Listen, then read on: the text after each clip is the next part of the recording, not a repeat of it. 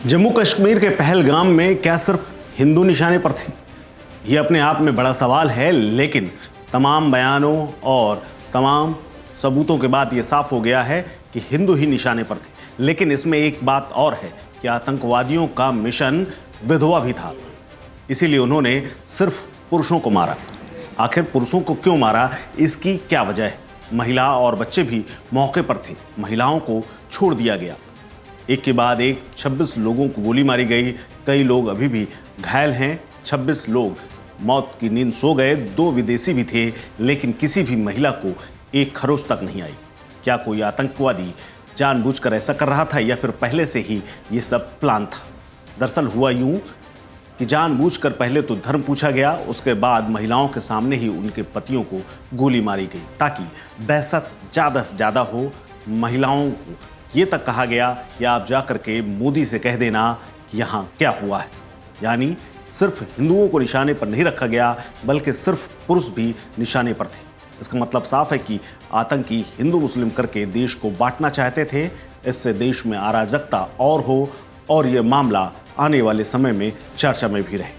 जम्मू कश्मीर के पहलगाम में मंगलवार को हुए आतंकवादी हमले में कुल 28 लोगों की मौत हुई, जबकि कई लोग जख्मी होकर के अस्पताल में भर्ती हैं। आतंकवादियों ने इस मौके पर सभी पुरुषों पर ही हमला किया। आतंकवादी हमले का शिकार ज़्यादातर पर्यटक थे। मरने वालों में गुजरात से 3 पर्यटक थे, तीनों पुरुष थे, जबकि इसमें पहलगाम के रहने वाले सैयद आदिल, जो कि घोड़ा चलाते थे, उन्होंने विरोध किया तो उन्हें गोली मार दी गई। बाद में 2 और घायलों की मौत के बाद मरने वालों की संख्या 28 पहुंच गई। इस आतंकवादी हमले में महाराष्ट्र के 5 लोग मारे गए थे। 5 पुरुष थे। हेमंत सुहाय जोशी, संजय लक्ष्मण लाली मुंबई के रहने वाले थे, जबकि अतुल श्रीकांत मोनी, संतोष जांगड़ा, कस्तूरबा गानवोते ये भी शामिल थे।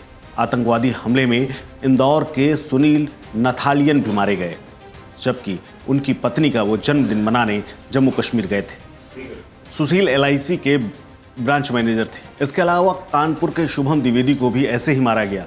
जब उनकी पत्नी ऐशान्या ने आतंकवादी से कहा कि मुझे भी मार दो, तो उसने स्पष्ट कहा कि जाओ जाकर के मोदी को बोल देना। इसके अलावा नेपाल के सुदीप नुपाने भी आतंकवादियों का शिकार बने और उनकी मौत हो गई।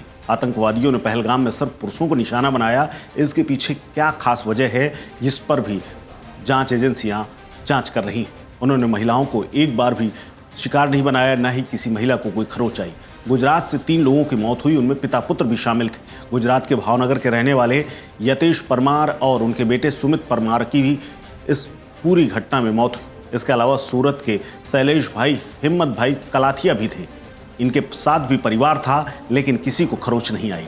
आतंकी हमले में महाराष्ट्र, गुजरात के अलावा यूपी, उत्तराखंड, पश्चिम बंगाल, हरियाणा, उड़ीसा, केरल, चंडीगढ़, कर्नाटक और अरुणाचल प्रदेश के भी लोगों को मारा गया, लेकिन सभी पुरुष थे। ये अपने आप में बड़ा सवाल है कि आखिर पुरुषों को मार करके क्या आतंकवादियों ने ऑपरेशन विधवा चलाया है। इस खबर में फिलहाल इतना ही। अपडेट्स के लिए बने रहिए वन इंडिया हिंदी के साथ। नमस्कार। Subscribe to One India and never miss an update.